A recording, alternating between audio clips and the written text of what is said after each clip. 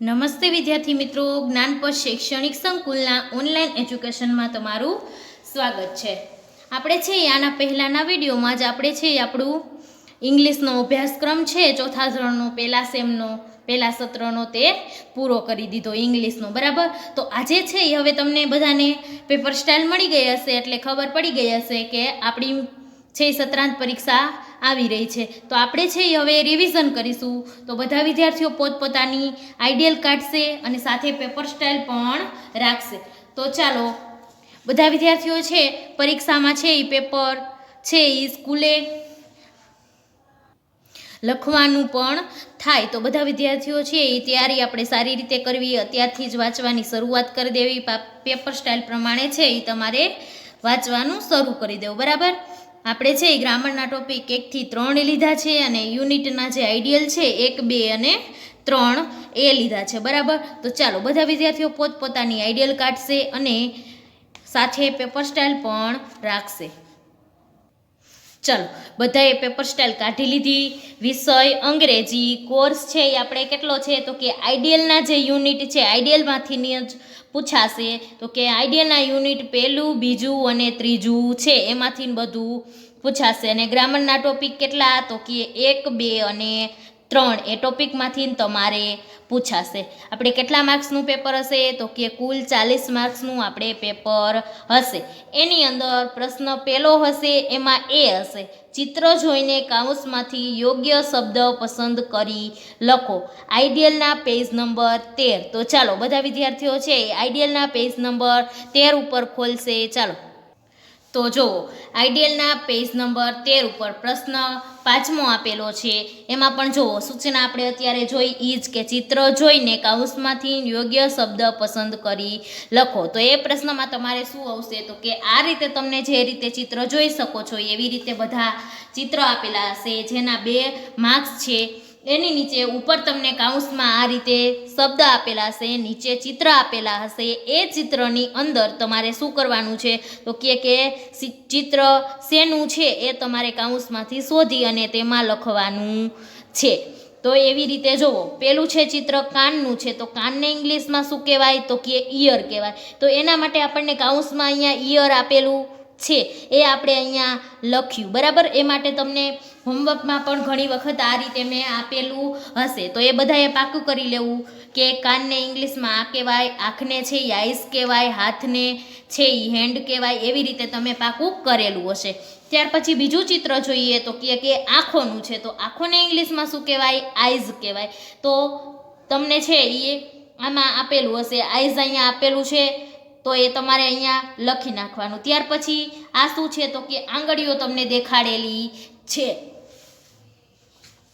તો એ આંગળીઓને ઇંગ્લિશમાં તો શું કહેવાય તો કે ફિંગર્સ. જે તમે પાકું કર્યું હોય એટલે તમને ખબર હોય. તો એના માટેનો તમને અહીંયા કાઉન્સમાં જે શબ્દ આપ્યો છે એ જોઈ અને તમારે અહીંયા સાચું લખવાનું કે આ ચિત્ર છે એ આ વસ્તુનું છે.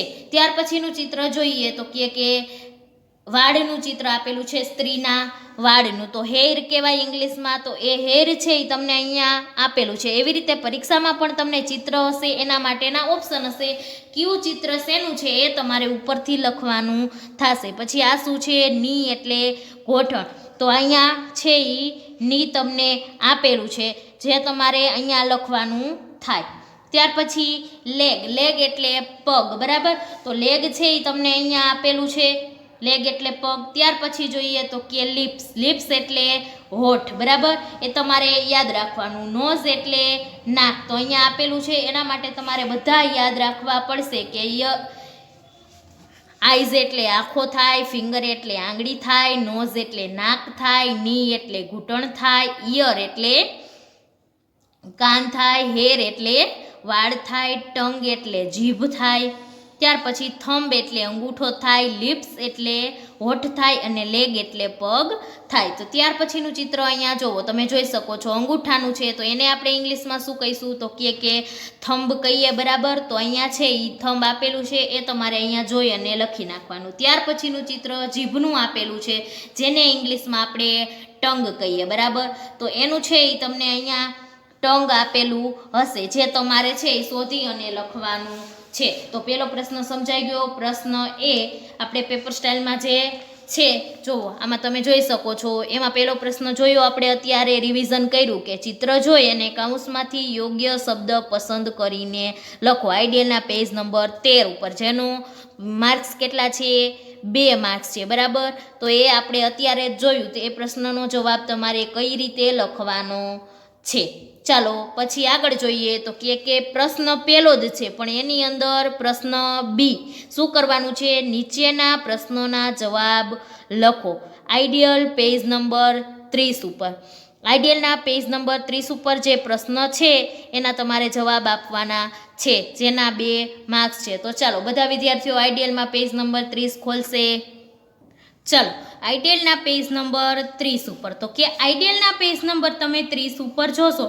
તો કે તેમાં છે તમને એમાં છે પેજ નંબર 30 ઉપર વોટવાળા પ્રશ્ન હશે તો ચાલો બધા વિદ્યાર્થીઓ છે એ પોતપોતાની ગ્રામર બુક કાઢશે જે દીદીએ છે એ તમને લખાવ્યો છે વોટવાળો ટોપિક તે આપણે એકવાર રિવિઝન કરી લઈએ કે વોટવાળો ટોપિક આવે તો એનો જવાબ આપણે કઈ રીતે લખવો વોટ વડે પ્રશ્ન ક્યારે પૂછાય ચાલો તો બધા વિદ્યાર્થીઓ પોતપોતાની ગ્રામર બુક કાઢશે પોતપોતાએ બધાની ગ્રામર બુક કાઢી લીધી એમાં છે એ આપણો ટોપિક વોટવાળો વોટ એટલે શું તો કે વોટનો અર્થ થાય શું તો કે વોટ એટલે શું વોટનો ઉપયોગ આપણે ક્યારે કરીએ તો કે વોટનો ઉપયોગ શું વડે પ્રશ્ન પૂછવા માટે થાય છે કોઈ પણ વ્યક્તિ વસ્તુ પ્રાણી પક્ષી વગેરે વિશે જાણવા માટે આપણે વોટ વડે પ્રશ્ન પૂછવામાં આવે છે વોટનો ઉપયોગ ક્યારે કરીએ તો કે કોઈ વ્યક્તિ હોય વસ્તુ હોય પ્રાણી હોય પક્ષી હોય વગેરે વિશે જાણવું હોય કે તે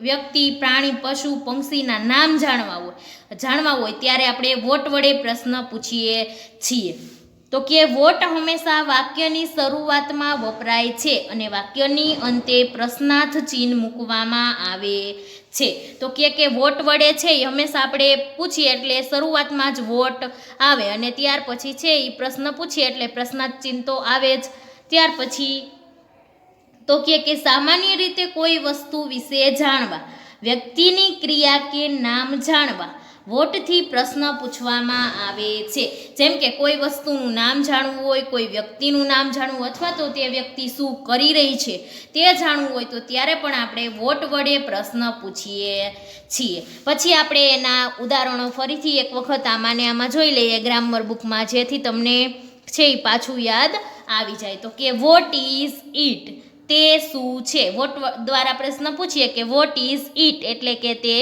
શું છે તો કે ઇટ ઇઝ અ બાઇસિકલ તો વોટ દ્વારા આપણે જ્યારે પ્રશ્ન પૂછીએ ત્યારે આપણે જ્યારે એનો જવાબ આપીએ ત્યારે જવાબ છે શેમાં આવશે તો કે ઇટ ઇઝથી જવાબ આવશે કે તે સાયકલ છે તો ઇટ ઇઝ અ બાઇસિકલ તે સાયકલ છે ત્યાર પછી ત્રીજું ઉદાહરણ જોવો તો કે what is your father's name શું છે તો કે તારા પિતાનું નામ શું છે તો આપણે આવ્યું ને આગળ કે કોઈ વ્યક્તિનું નામ પૂછવું હોય ત્યારે પણ આપણે વોટ દ્વારા પ્રશ્ન પૂછીએ છીએ તો આવ્યું ને કે તારા પિતાનું નામ શું છે ચાલો આગળ ત્યાર પછીનું ઉદાહરણ જોઈએ તો કે what is Jinkal doing Jinkal છે એ શું કરી રહી છે જેમ આપણે આગળ જોયું કે વોટ છે એ આપણે કોઈ વ્યક્તિ કઈ ક્રિયા કરી રહી છે એ જાણવું હોય તો પણ આપણે વોટ દ્વારા પ્રશ્ન પૂછીએ છીએ તો કે જિંકલ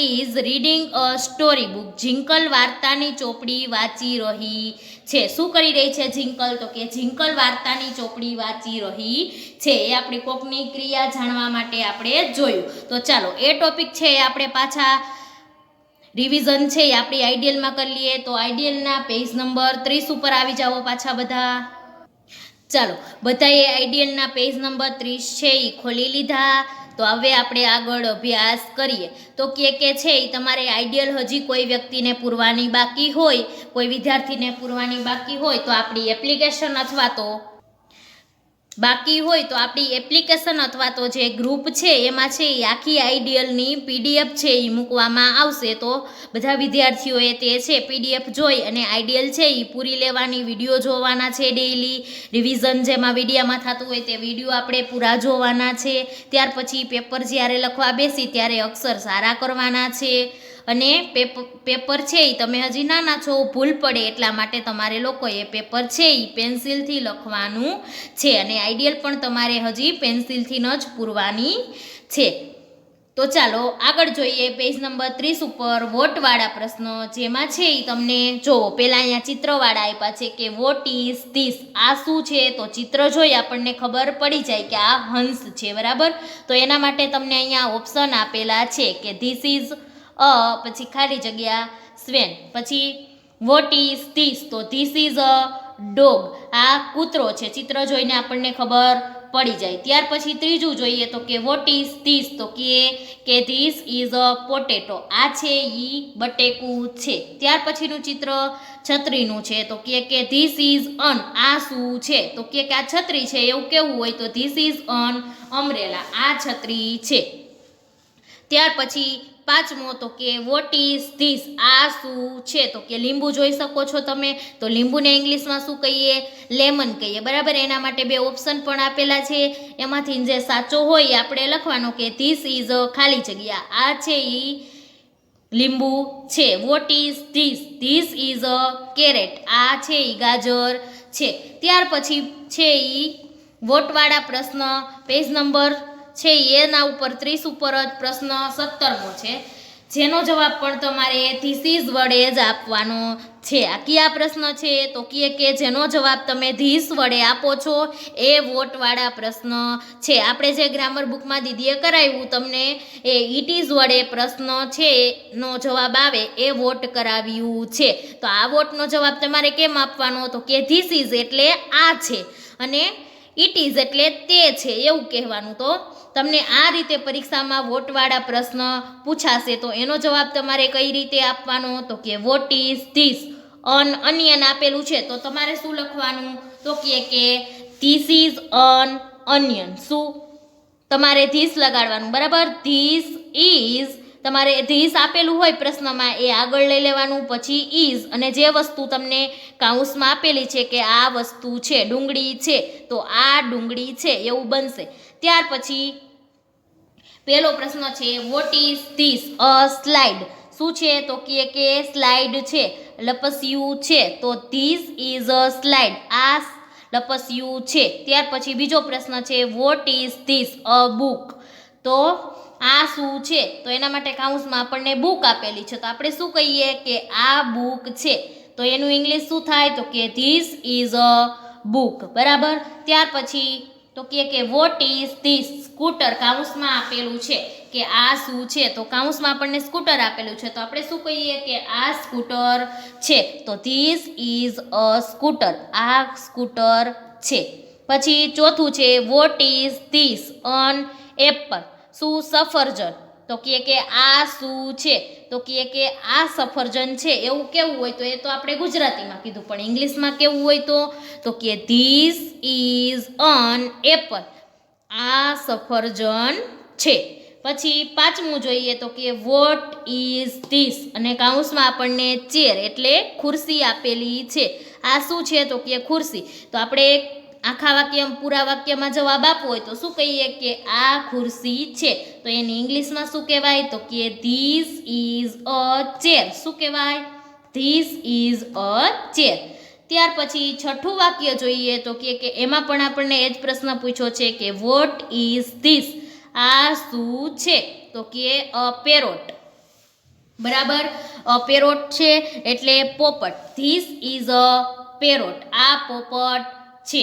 ત્યાર પછી સાતમું જોઈએ તો કે વોટ ઇઝ ધીસ, આ શું છે? તો કે કાઉન્સમાં આપણને કીડી આપેલું છે, તો શું કહીએ કે આ કીડી છે. ત્યાર પછી આઠમું જોઈએ તો કે what is this an elephant, હાથી, બરાબર. કે આ શું છે? તો કે ધીસ ઇઝ અન એલિફન્ટ, આ હાથી છે, બરાબર. ચાલો અહીંયા સુધી છે એ બધાએ વોટવાળો પ્રશ્ન તમને સમજાઈ ગયો કે વોટવાળો પ્રશ્ન છે એ પૂછાય તો તમારે કઈ રીતે જવાબ આપવાનો? તો કે વોટવાળો પ્રશ્ન પૂછાય જો ચિત્ર હોય તો તમને નીચે છે એ ખાલી જગ્યાવાળો જે આપણે ઉપર જોયા એવી રીતે પ્રશ્નનો જવાબ તમારે ખાલી આટલું જ લખવાનું થશે કે કયું ચિત્ર છે એ.